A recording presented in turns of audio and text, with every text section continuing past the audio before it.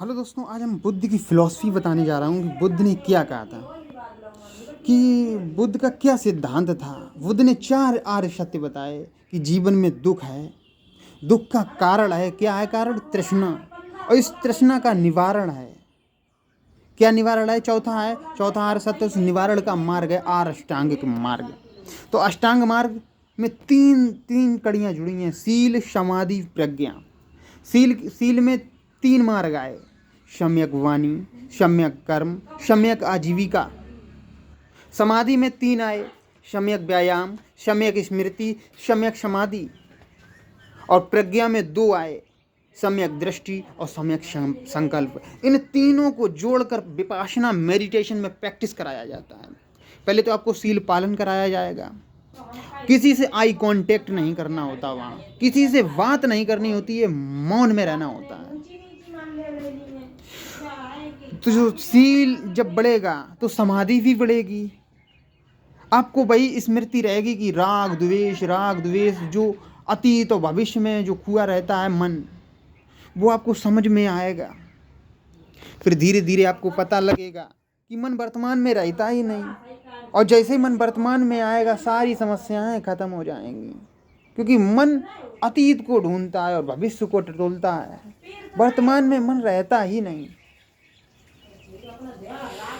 तो प्रज्ञा से क्या करना? अपने अंदर की संवेदनाओं को देखना है। संवेदनाएं कैसी होती हैं?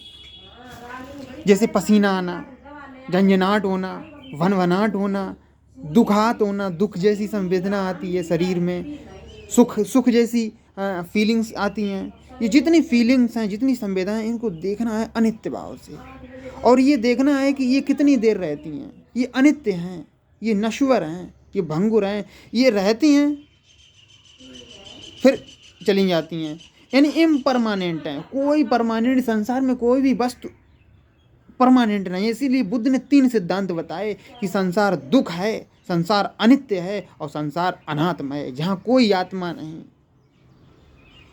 आत्मा मतलब ऐसी चीज की जो हमेशा रहेगी। इस संसार में ऐसा भी कुछ तुम्हें दिख रहा है जो हमेशा रहता है? ये पेड़ जन्म लिया, ये भी एक दिन मिटेगा।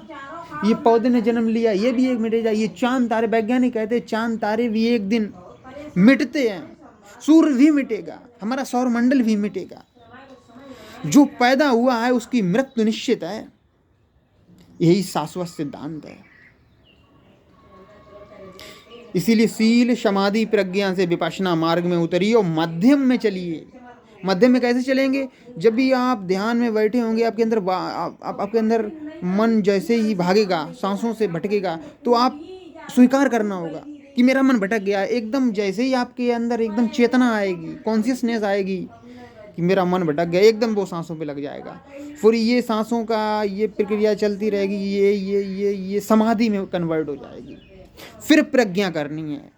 प्रज्ञा में सम्यक दृष्टि, सम्यक संकल्प। संवेदनाओं को सम्यक दृष्टि से देखना है, जैसी है वैसी संवेदनाएं देखना है।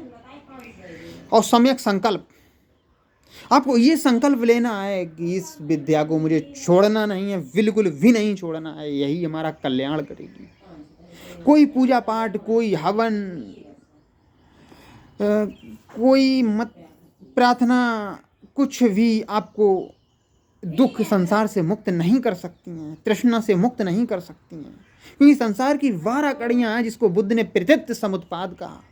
अज्ञान से संस्कार पैदा होता है, संस्कार से विज्ञान बनता है, विज्ञान से षडायतन बनता है, षडायतन मतलब 6 इंद्रियां।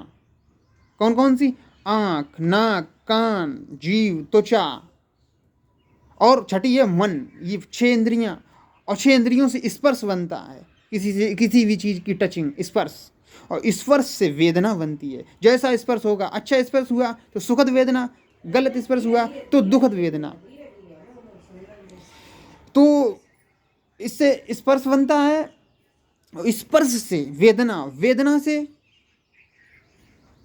तृष्णा। फिर बार बार आपको अगर अच्छी लगी तो वही चाहिए आपको फीलिंग, और खराब लगी तो आप उससे दूर भागोगे। वेदना से तृष्णा, तृष्णा से उपादान, उपादान मतलब बिकमिंग, बार बार। उपादान से भव, भव से जाति, जात मतलब फिर जन्म होगा, क्योंकि आपने संसार चक्र को तोड़ ही नहीं पाया। जाति से जरा मरण, यही संसार चलता रहता है अज्ञानता के कारण। अगर हम ज्ञानी हो गए, और ज्ञानी कैसे होंगे? अपनी संवेदनाओं को देखना है, देखते देखते ही वो नश्वर हैं, क्षणभंगुर हैं, आती हैं गायब होती हैं। क्रोध आया चला गया, गुस्सा आई चला गया, लालच आया चला गया। इस संवेदनाओं को देखते रहना है दृष्टा भाव से। भोक्ता भाव नहीं लाना, दृष्टा भाव लाना है। जैसे कहीं दर्द उठे तो कहना है थोड़ी पर इम्परमानेंट है, थोड़ी देर रहेगा चला जाएगा, ये सोच रखनी है। आए दुखी, हाय दर्द, हाय दर्द, तो दर्द और बढ़ेगा, क्योंकि तुम भोग रहे हो, क्योंकि तुम भोक्ता भाव से उस चीज़ को देख रहे हो। जिस दिन दृष्टा भाव से देखने लगोगे उसी दिन तुम ध्यान में प्रवेश कर जाओगे। यही शील समाधि प्रज्ञा का मार्ग है बुद्ध का, यही संसार चक्र से मुक्त होने का मार्ग है। अगर आपको पसंद आया हो तो एक बार बुद्ध को नमन। नमो बुद्धाय।